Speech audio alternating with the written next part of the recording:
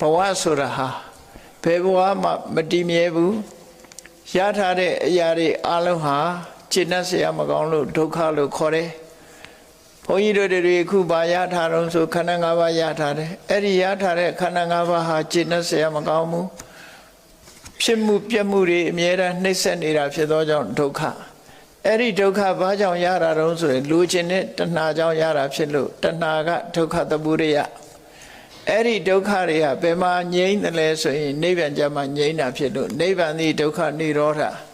အဲ့ဒီငြိမ်းတာဟာသူငြိမ်းတာလားလို့ဆိုမဟုတ်ဘူးမဂ္ဂင်၈ပါးအကျင့်တရားလို့ဆိုတယ်သမ္မာဒိဋ္ဌိသမ္မာသင်္ကပ္ပစတဲ့မစ္စည်းမပฏิပဒါအကျင့်ကိုကျင့်မှသာလဲတဏှာကိုဖယ်ဖြတ်ပြီးတော့အဲ့ဒီဒုက္ခនិရောဓဆိုတဲ့ဆင်းရဲဒုက္ခချုပ်ငြိမ်းရာနိဗ္ဗာန်ကိုမျက်မှောက်ပြုနိုင်မှာဖြစ်တယ်လို့